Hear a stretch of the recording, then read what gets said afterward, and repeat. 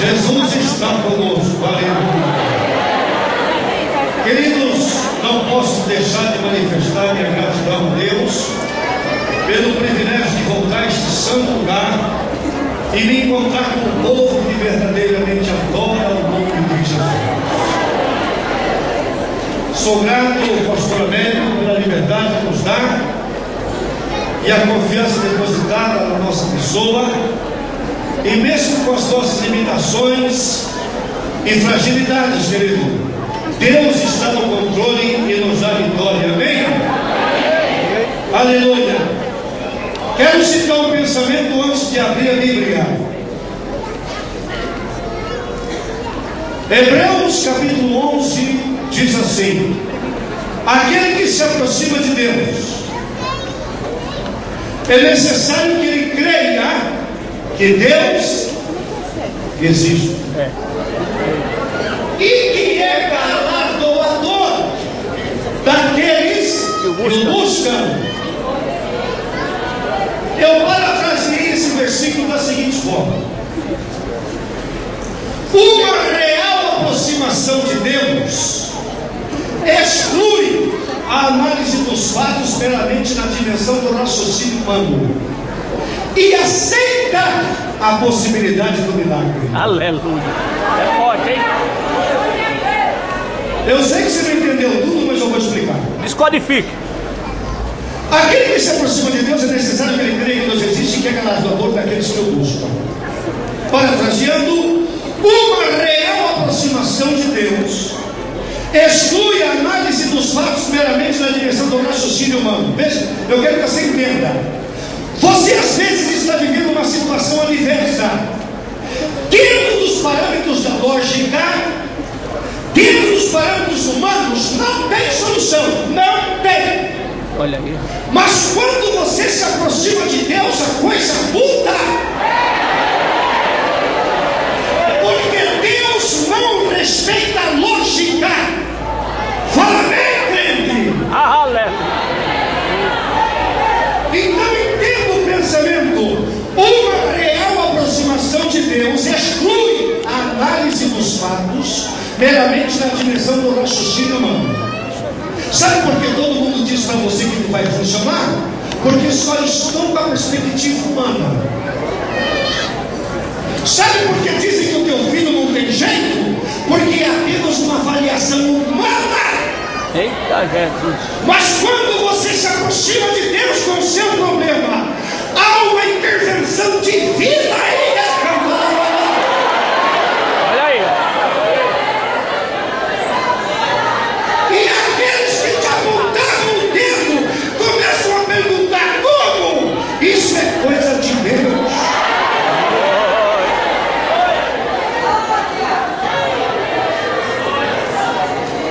Ei, deixa eu pegar o tema.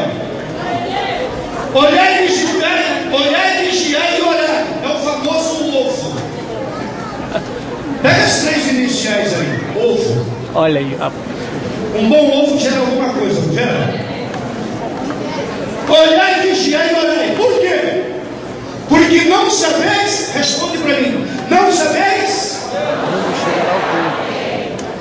o tempo. Esse é o problema de muitos crentes, o tempo. Deixa eu te avisar, crente, nem sempre a nossa cronologia bate com a cronologia de Deus. Você não entendeu, né? Vou repetir.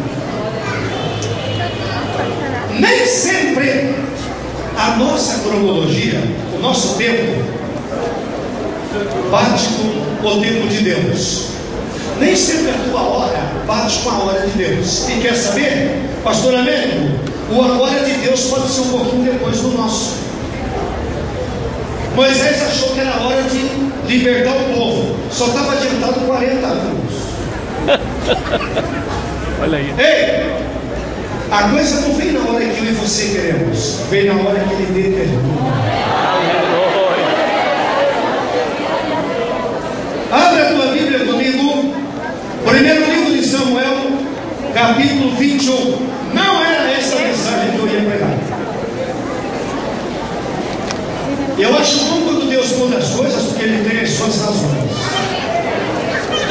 Primeiro Samuel, capítulo 21.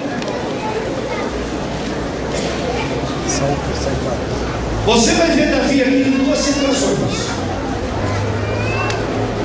No capítulo 21, ele quer produzir os resultados por conta própria. No capítulo 22, ele já crê que Deus vai fazer o que falou. Você está entendendo, crente? Ei, abre a tua Bíblia em 1 Samuel 21 e olha para cá. Na vida de quem tem promessas há 3 momentos. O primeiro momento é quando Deus fala. Você vira um gigante, não vira não? Oh. Deus falou contigo, ou num sonho, ou numa visão, ou através de um pregador, no hino de um cantor, na oração de um crente, Deus fala também. Quando Deus fala contigo, você cresce. Porque você sabe que Deus falou contigo. Esse é o primeiro momento. O segundo momento, escuta aí, crente. O segundo momento é quando coisas contrárias ao que Deus falou começam a acontecer. Você fica entre o que está acontecendo e o que Deus falou. Fique com o que Deus falou. Olha aí. Aqui vai um pensamento. Enquanto permitirmos o nosso coração se impressionar mais com as circunstâncias do que com as promessas, não estaremos aptos a uma jornada vitoriosa. Você entendeu? Crente não anda movido por pressão de circunstância. Crente anda na direção de Deus.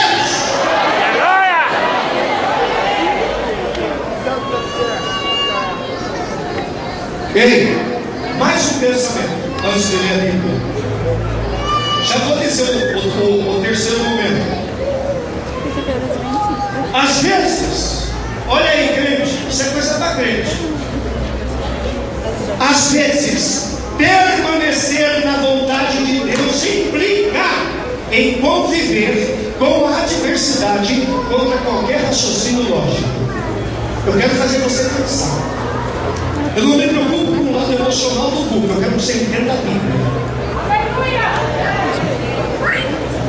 Algumas vezes, permanecer na vontade de Deus implica em conviver com a adversidade contra qualquer raciocínio lógico. Quer ver uma coisa? Quem quer viver com adversidade? Ninguém, nem eu, nem você. Quando você está em uma situação difícil, o que você mais luta é para mudar essa situação. E às vezes Deus não te dá vitória de imediato. Lá na empresa, estão tentando puxar o teu tapete. Olha, o supervisor está contra você, o diretor está contra você, o encarregado está contra você. Você fala assim, pastor, eu vou pedir a conta. Não, crente! Crente não anda por pressão de circunstância. Crente anda na direção de Deus. Algumas vezes, você vai ter que suportar um pouquinho mais essa adversidade aí, para continuar na vontade de Deus. Carnal não entende essas coisas, só crente espiritual. Bom, antes de ler a Bíblia, 3 momentos na vida de quem tem promessa. Primeiro, quando Deus fala, você cresce que nem massa de pão caseiro. Quanto mais apanha. Segundo momento, quando coisas contrárias ao que Deus disse começam a acontecer. Fique com o que Deus te disse. Não olhe para as circunstâncias. Mas tem um terceiro momento. Você está de posse da vitória e nem sabe por onde ela veio. Isso é mistério de Deus. 1 Samuel capítulo 21. Você orou para Deus falar contigo nessa noite? Eu também. 4 horas da manhã eu estava com a cara lá nos pés de Jesus, lá em Campinas. Falei, Jesus, o senhor sabe quem vai estar sentado naquelas cadeiras lá? Manda ver, Jesus. Aleluia. 1 Samuel 21, versículo 10. Todos encontraram, amém? Amém. Davi levantou-se e... Fala de novo, igreja. Davi levantou-se e... Isso nunca deu certo. Fez o quê? aquele dia, de diante de Saul. O problema de Davi tem nome: Saul. E veio Aquis, rei de Gade. Porém os criados de Aquis lhe disseram: não é este Davi, rei da terra? Não se cantava dele nas danças, dizendo: Saul feriu seus milhares, porém Davi seus 10 milhares, e de filhos seus. E Davi considerou essas palavras no seu íntimo e temeu muito. Percebeu que estava onde não devia. Temeu muito diante de Aquis, rei de Gade, pelo que se contrafez diante dos olhos deles, e se fez como todo crente fora da vontade de Deus paga mico. Se fez como doido entre suas mãos, e esgravatava nas portas do portal, e deixava correr a saliva pela barba. Meu Deus, a situação do crente fora da vontade de Deus. Então disse Aquis aos seus criados: bem vedes que este homem está. Essa é a avaliação que a gente faz de quem está fora da vontade de Deus. Por que trouxestes a mim? Me faltam doidos? Eita Deus. Capítulo 22. Então Davi se retirou dali. Esse conseguiu voltar, tem gente que não consegue. Olha aí. Então Davi se retirou dali e escapou para a caverna de Adulão. E ouviram-no seus irmãos e toda a casa de seu pai, e desceram ali para ele. E ajuntou-se a ele, olha o perfil de vida dessas pessoas. E ajuntou-se a ele todo homem que se encontrava em aperto. Isso é desespero puro. Todo homem em dívida, todo homem de espírito desgostoso. E ele, Davi, se fez chefe deles. E eram com Davi uns 400 homens. Isso sem contar mulheres e crianças, óbvio. Versículo 3. Foi-se Davi dali à vista dos moabitas, e disse ao rei dos moabitas: deixa estar meu pai e minha mãe convosco, até que eu saiba o que eu vou fazer na minha vida. É isso, querido.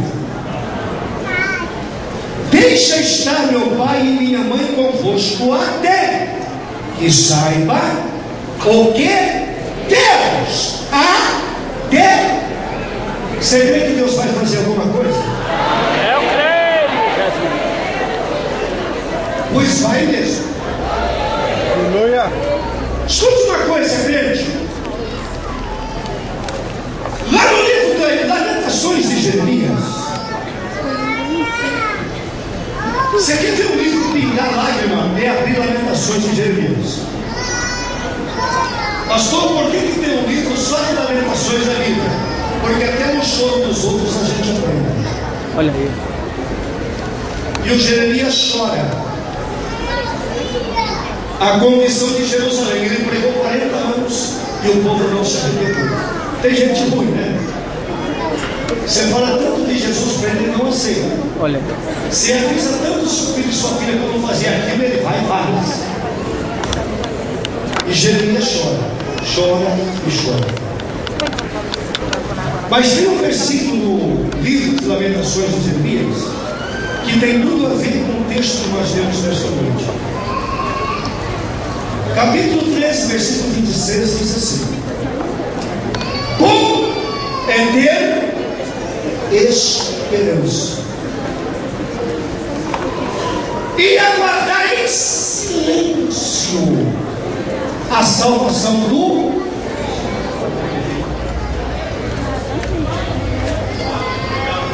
Ei, crente não é escravo de calmante, tá? Olha aí. Essa noite você vai dormir.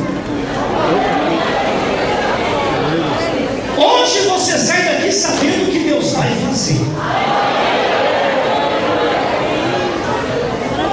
Eu não ia pregar essa mensagem. Eu ia pregar sobre a Santa Ceia, lá no livro de Levítico. Mas chegou aqui, Deus falou que não. Eu sou servo.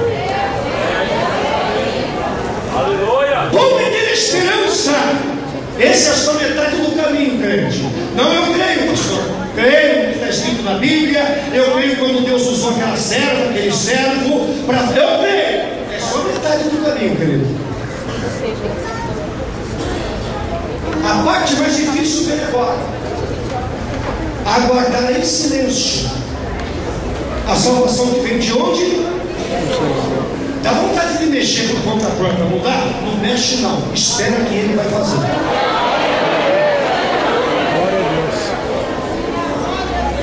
Aguardar em silêncio. A salvação do Senhor é esperar sem pôr a tua mão, crendo que Ele vai fazer. Deus nunca prometeu para não cumprir. Deus nunca arriscou para não fazer. Então, ainda que tudo na tua vida esteja contra o que Deus te disse, fique